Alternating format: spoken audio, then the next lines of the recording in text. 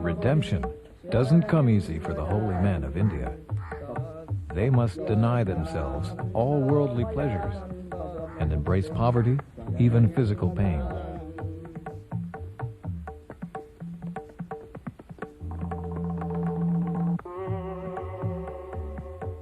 The holy man devotes his life to worshiping the highest of all gods, Shiva, god of ascetics, destroyer and creator.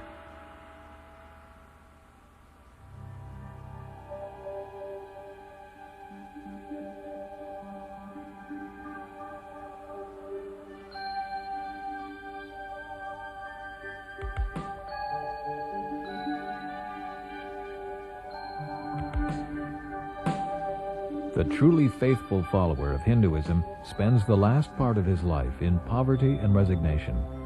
It's the only way to achieve total forgiveness. Like 200 million Indians, Sadhu Natarajan is a devout follower of Shiva. He makes pilgrimages all across India to the holy places of worship.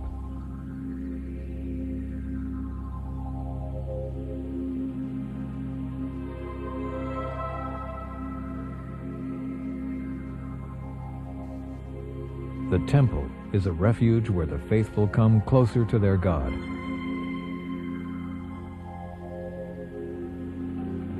They're protected here, able to reflect on the differences between earthly values and divine treasures.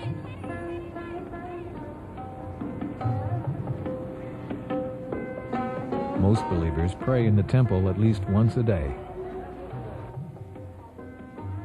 The sadhus live in extreme poverty. They carry all their possessions on their backs.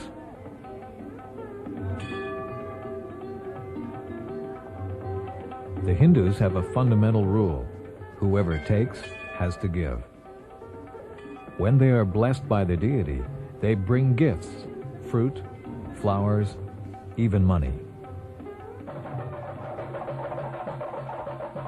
The donations are then given to the holy men so they can continue their spiritual quest. But worship isn't all solemn prayer. There's another side to Hinduism which may seem extreme to Westerners.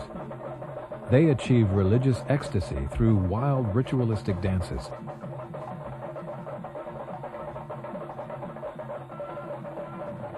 Some followers test their tolerance for pain by going into trances and performing agonizing feats.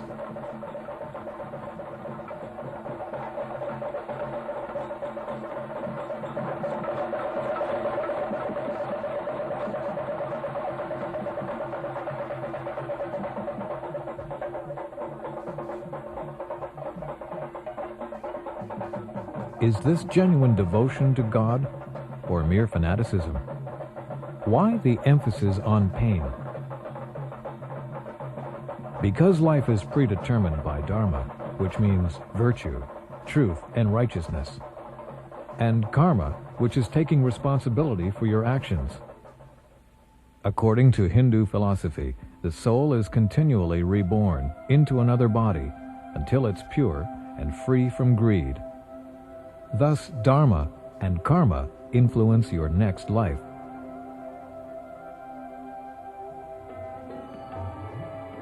The caste system is a way of life for the Hindus. Each person is born into a particular social order and must follow the strict rules of their caste. This pilgrim is from Benares, a holy town on the Ganges River.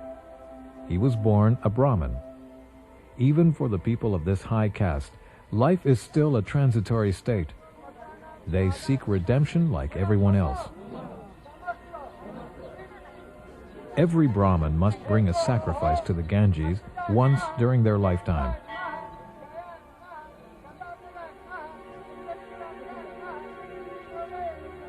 Gifts are blessed before being offered to the holy river.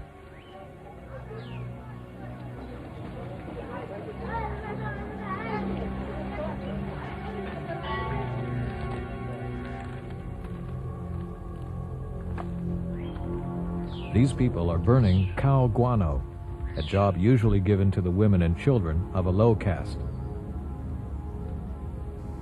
Women can move to a higher caste by marriage. Men aren't quite as lucky. The only way a man can advance in life is through death and rebirth.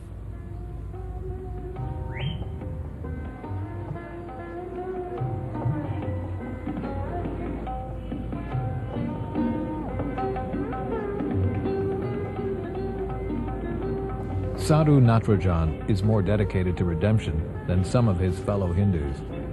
When his wife died 30 years ago, Sadhu put on the orange dress worn by wandering ascetics. He automatically gave up everything he owned, vowing to live in poverty.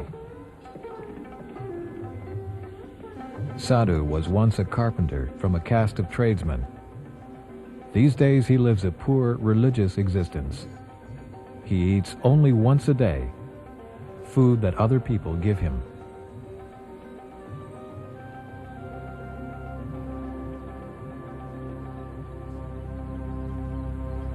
The Hindus believe life is divided into 4 steps. First, a young person studies with a guru. In the second step, he fulfills his obligation to family and society by getting married. After his children are grown and the family is taken care of, he can try for the third step.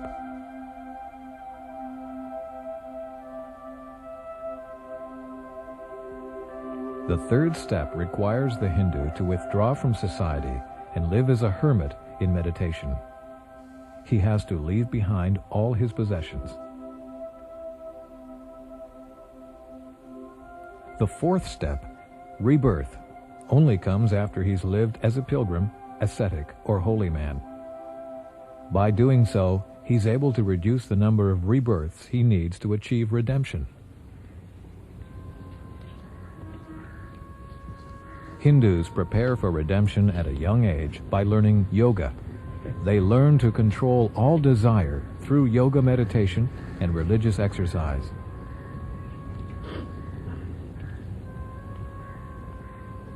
The most difficult yoga positions are associated with different legends.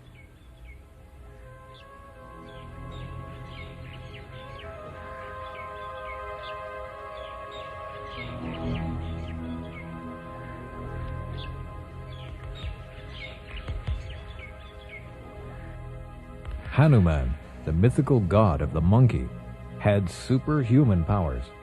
He could pull trees out by their roots, fly through the air, and even carry a mountain from the Himalayas to Sri Lanka.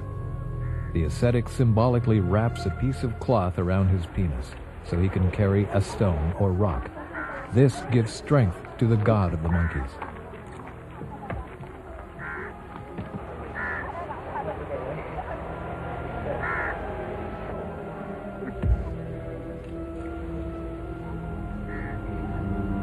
Many holy men reject this kind of practice.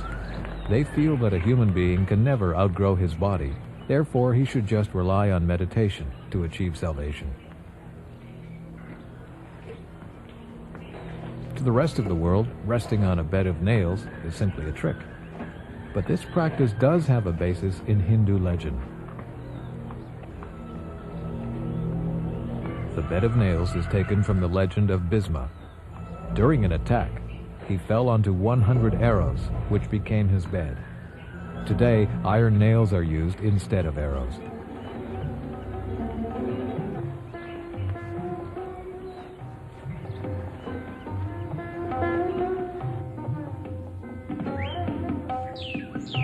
This ascetic is praying at the grave of his guru. He has vowed to remain standing until his dead teacher gives him a sign in his dreams.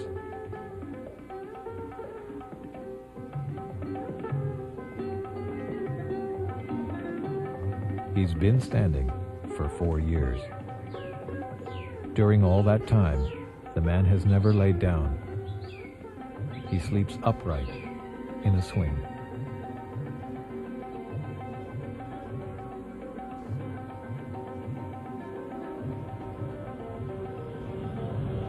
In New Delhi, we met another ascetic who's been standing for 30 years.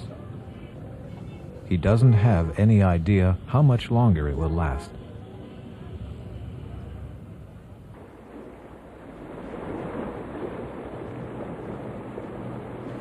Some ascetics stand on one leg for hours and even days. It's an ancient practice which is over 1,200 years old.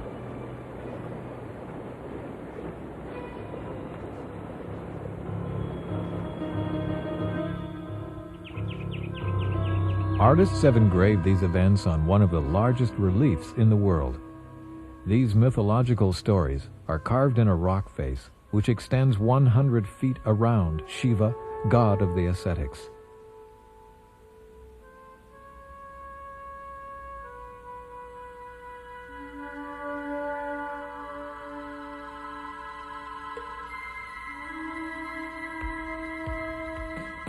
Not all ascetics can be taken seriously. Some are very tricky, using their skill to make money.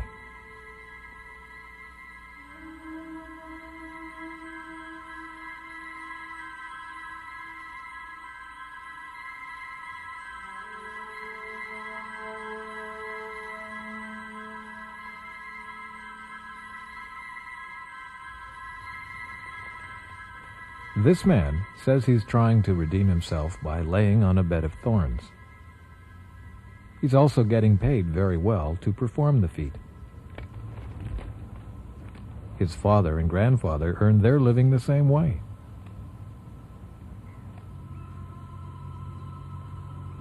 He charges half the normal monthly wage to perform this trick.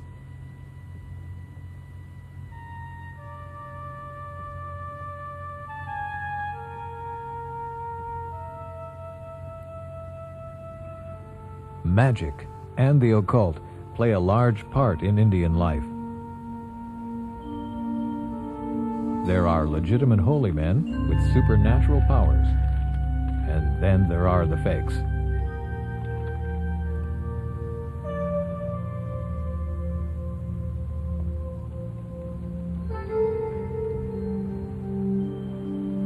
Mustafa, the magician, claims to be choking on stones.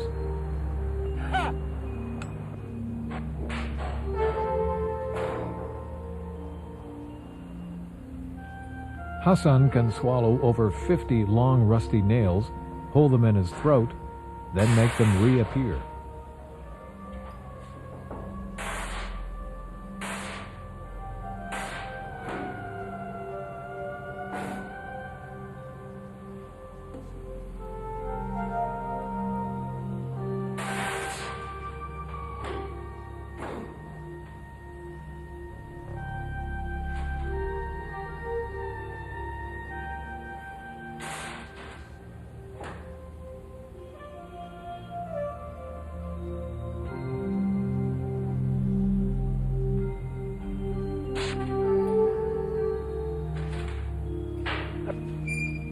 We had a doctor take x-rays of Hassan, which incidentally was his first modern medical exam ever.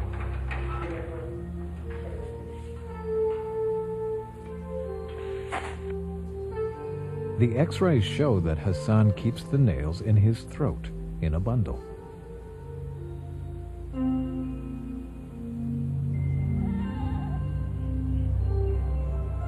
A true ascetic like Sadhu Natarajan hasn't any patience for this type of trickery. He's 60 years old, and the most interesting part of his life is over. These days, Sadhu has only one dream: to reach the holiest of places on the Ganges River. The life-giving river is believed to be the goddess of Ganga, and nowhere in India is the circle of life more apparent. According to legend, the river started in heaven and came from the hairs of Shiva. It was then sent down to earth where the water was badly needed. The river goddess supposedly cleanses the dead.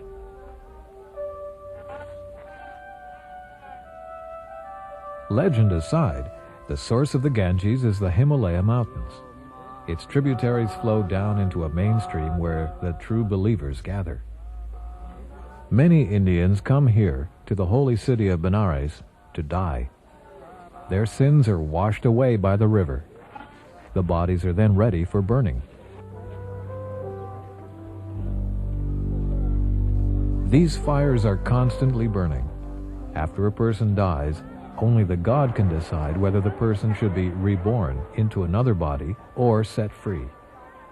The ashes are thrown into the river, dissolving every last trace of the old life. The soul is now completely cleansed by fire and water. Hindus are supposed to visit Benares at least once in their lifetime. They cleanse their sins by drinking the holy water of the Ganges. Some pilgrims fill bottles with the water and take it home to the sick and dying.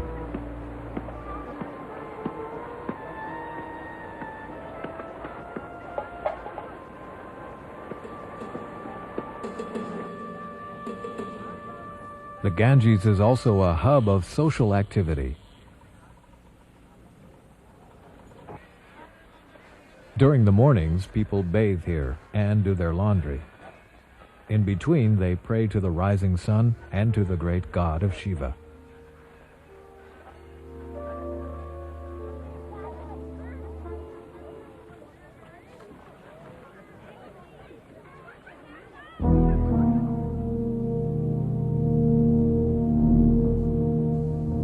It's believed that Shiva lives on the Himalayan mountain of Kailash. The only way to overcome death is to believe in him. According to ancient scriptures, there is no other way to redemption. I am the origin of the world and its dissolution. I am the life of all creatures and the ascetic of the ascetics. I am immortality as well as death. I exist as well as non-exist. This towering temple honoring Shiva was built over 1,000 years ago. It was considered a paradise for Shiva and for the pilgrims who couldn't make it up the mountain. They were immortalized here. The temple was built from one piece of stone, just like a scripture. To do this, more than 200,000 tons of stone was cut out of the mountain.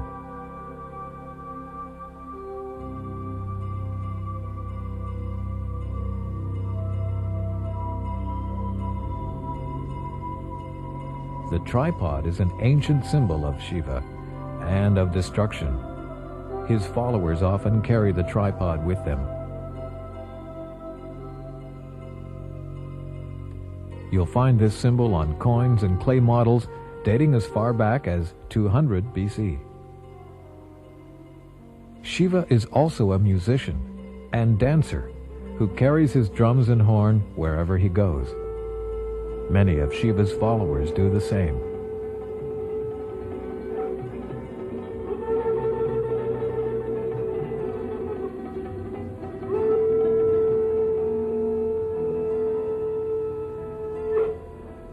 Shiva is the creator of the world. In lingam, which is a phallic symbol, we see the procreative power of the god. Lingam and yoni represent the masculine and feminine.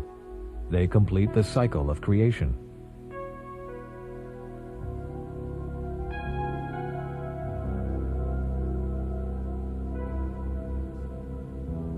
The Himalayan summits are homes to the gods. So the temple of Khajuraho is shaped like them. The temple is a tribute to the eroticism and sensual pleasures of the gods. It represents fertility, life on earth, and redemption through rebirth. The people worship the phallus of Shiva because it created the world and can also destroy it.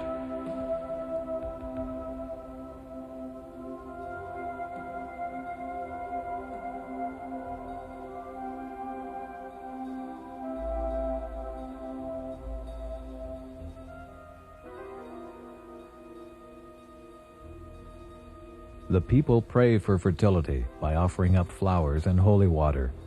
It's mortal man's only chance for immortality.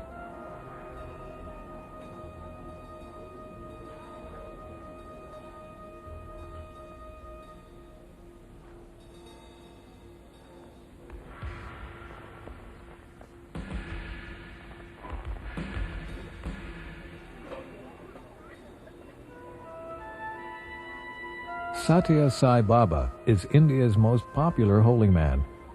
He holds his morning audience in a suburb of Bangalore. Many people think this holy man is a charlatan who relies on trickery. As we see here, still others believe he's the rebirth of the god Krishna.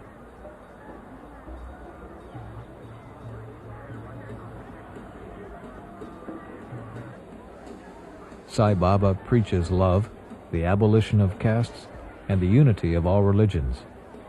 He combines Hinduism and Christianity into his teachings. Sai Baba has millions of followers from all over the world who believe he has supernatural healing powers. His disciples come here hoping for a miracle.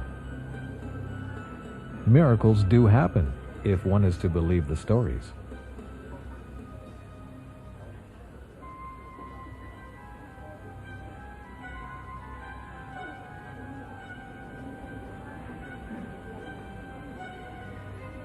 During one of his rituals, Sai Baba creates holy ashes, called vibhuti, from thin air. A light movement of his hand, and he throws out white ashes. Many scientists have asked to test Sai Baba in laboratory conditions, but the holy man refuses. "I need my powers for the benefit of my followers," Sai Baba declares.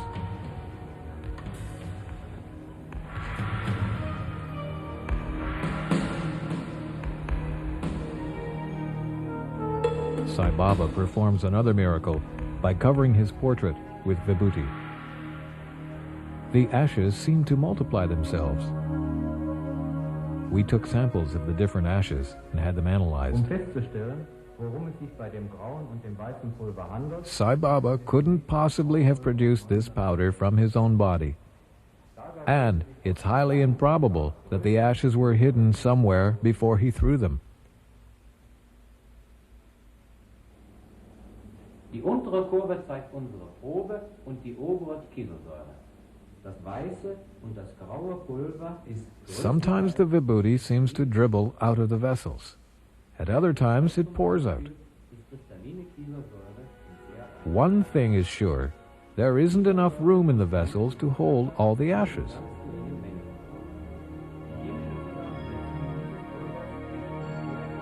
"I simply think of things and suddenly they appear," says the holy man. He claims to produce fruit and even jewelry in the same way.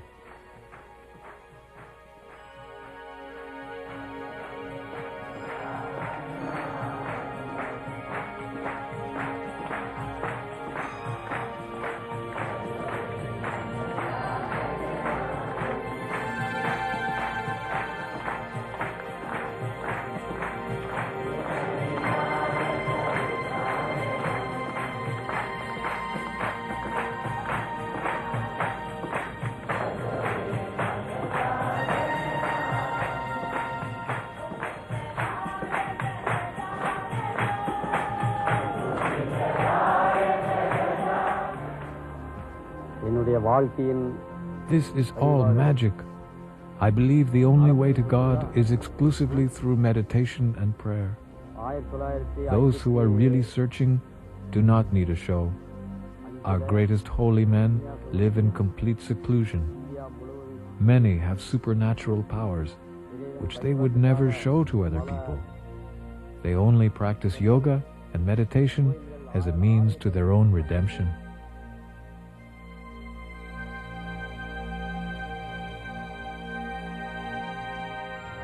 These hermits aren't easy to find. Outsiders are not usually allowed to talk to them. But we were lucky enough to meet one, quite by accident, near the Tibetan border.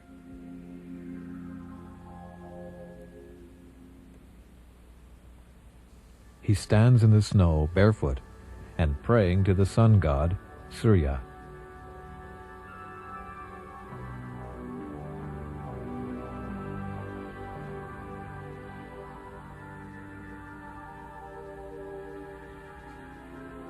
Going back thousands of years, the early Indians often worshipped nature.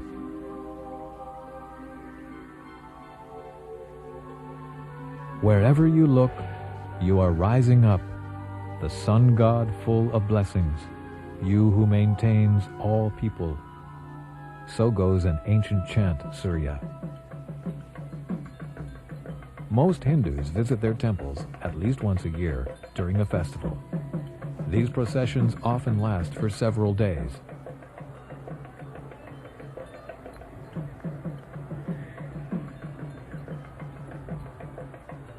This man is sacrificing his pain to the gods.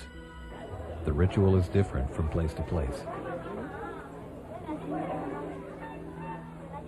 This young Hindu hooked coconuts to his skin as an offering to the gods, and painted his entire body with ashes as another sign of faith.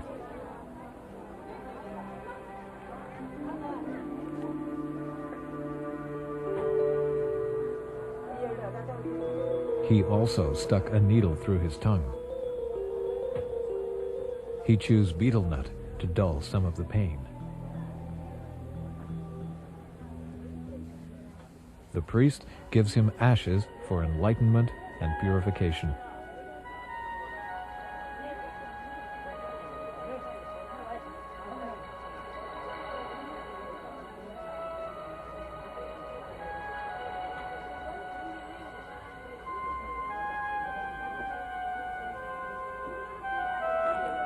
The man will pierce his tongue for several days, only on special occasions.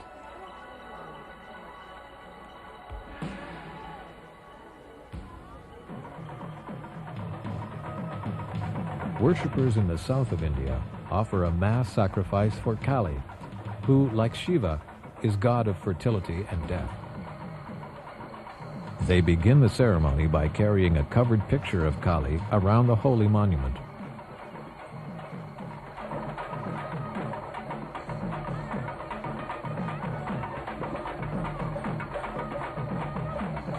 These 66 young men were selected to participate in the ceremony.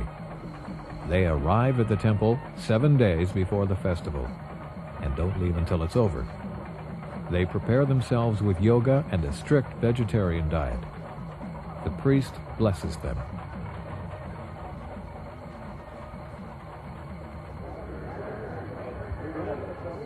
The men are made up for the ritual, which lasts hours. They're anointed in sandalwood paste and decorated with flowers. After dark, the sacrifices are brought to Kali.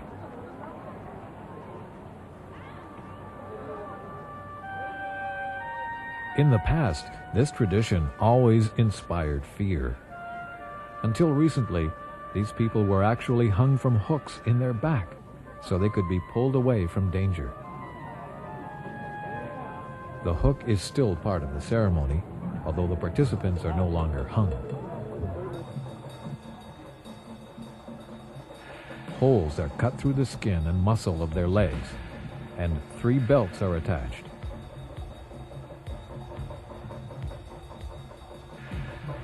Children are handed over to these floating men for a short time as thanks to Kali for giving them life. The supplicants don't bleed or show pain, but in modern India, the ritual is discouraged and eventually may be outlawed.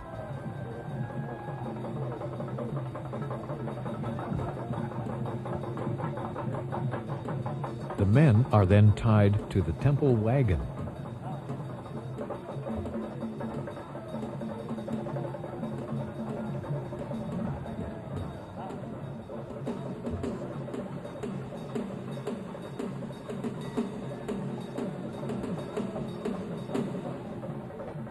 Together, they're pulled upwards and driven around the temple area. Again, as thanks to Kali for blessing the children.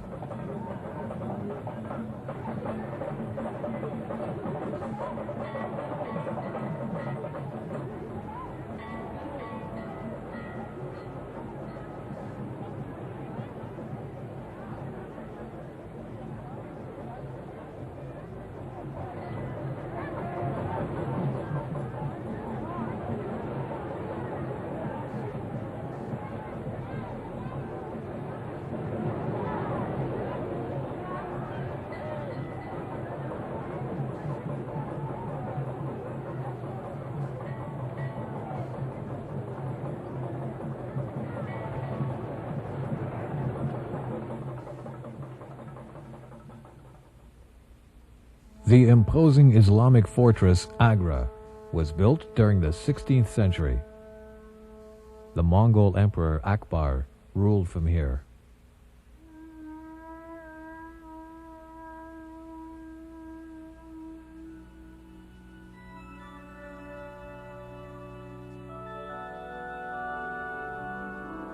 Agra was a funeral monument built for Akbar's wife. Now it's the shining jewel of India, the Taj Mahal. For hundreds of years, the Mongols tried converting the Hindus to Islam, but eventually, Hinduism became part of the Islamic teachings. Today in India, Islamic followers, known as Sufis, follow the tradition of a missionary order called the Dervishes. This holy ceremony takes place on certain holidays and after weeks of fasting. It took months of negotiations before we were given permission to film the ceremony. They wouldn't accept any money, since this is a religious act. We had to film on a certain day, which the master chose. After the spears are carefully laid out, they dance themselves into a trance.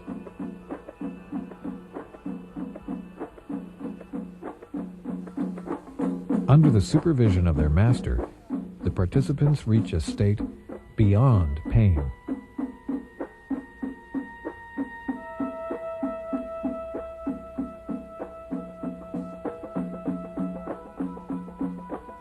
"13 spears have been stuck in this man's skin, and yet, for the fakir, this is still the easiest test."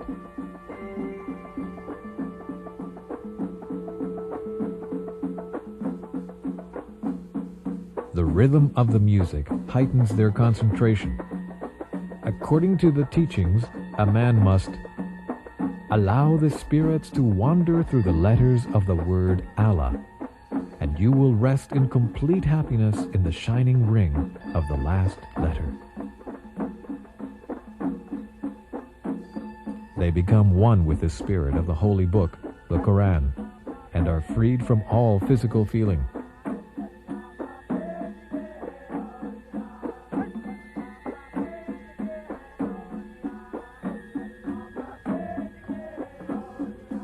The fakir stays in this position for about a half hour. He's protected from the sun's brutal rays by a small piece of cloth. The spears are pulled out and pressure is applied. This lets the body heal without any scars. There is no blood.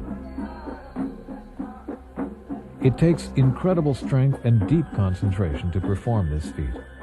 Only the advanced fakir can do it successfully.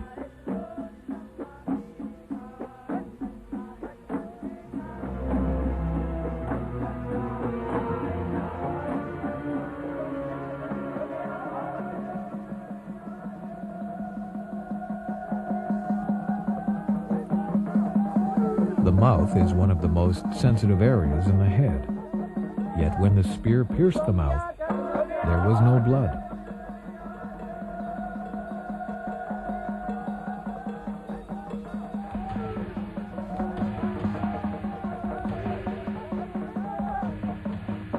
Unusual to say the least, since according to doctors, when the bottom of the mouth is penetrated, it will always bleed extensively.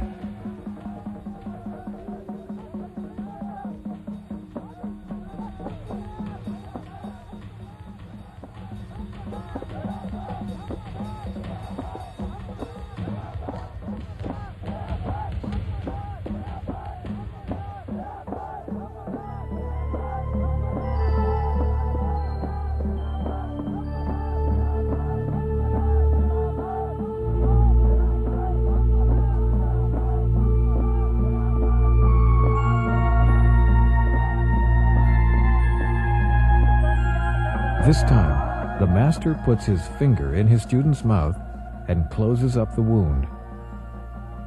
It seems impossible to do this without serious damage, yet it happens all the time in India.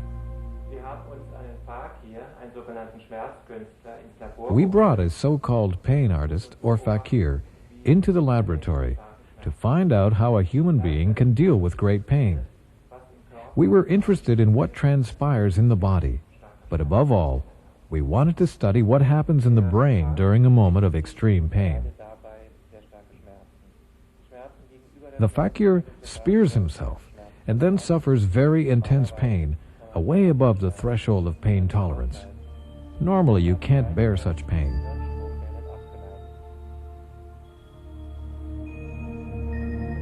We also monitored his electrical brain waves. This scan shows that this fakir can control his pain by going into a momentary trance-like state.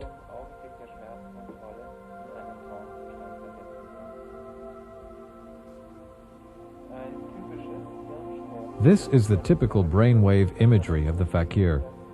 We can see here that during this intense pain, he'll put this feeling section of his brain to sleep, while the other sections stay awake. With a sleeping brain, a fakir can deal with his pain very well. To overcome pain is the highest state of perfection. This master takes the act one step further.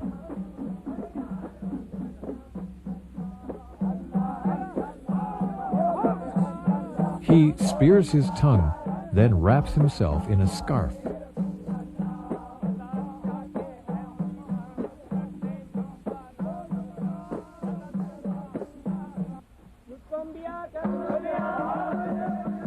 He then cuts off part of his tongue.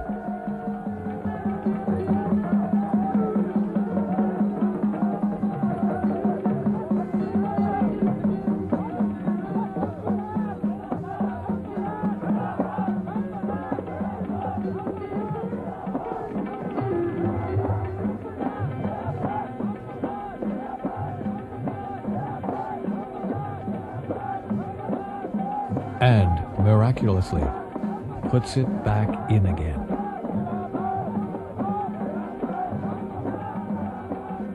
The students hold on to their master while he finishes. Later, we're told that the master has to protect himself from non-believers like us. Otherwise, he wouldn't be able to put his tongue back together again.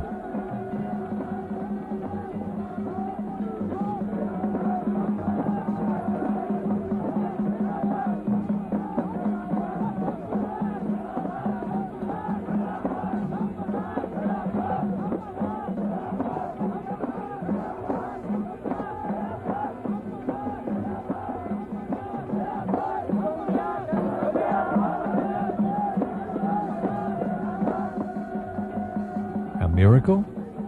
Or just a clever trick? In this slow motion replay, we discover several things.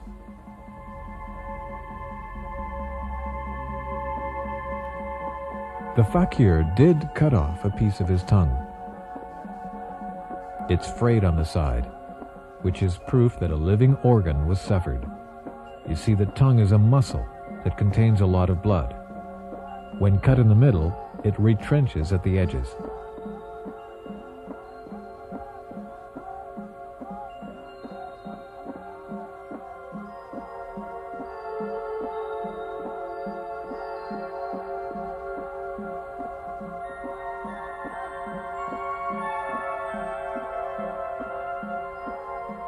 Yet there wasn't one drop of blood, and as we can see, the tongue is indeed back together, moving around the mouth. Modern medicine has no explanations for how this is possible. It's a mystery that remains in the realm of spirituality.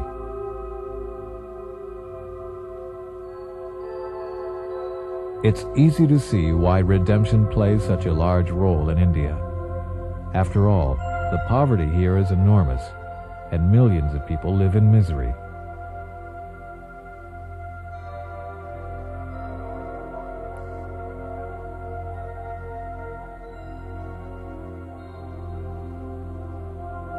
Whoever doesn't make it in this life can hope for better lives to come. Every individual will be reborn until their soul is united with the soul of the universe, just like a drop of water is dissolved in a lake.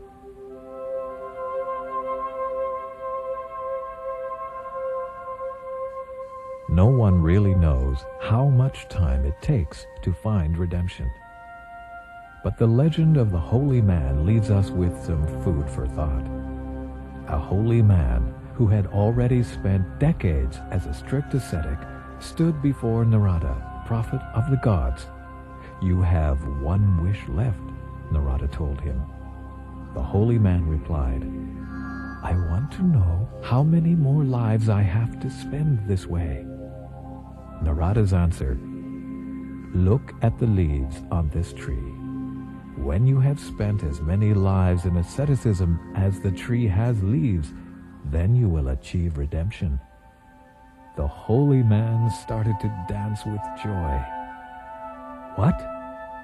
So little time?"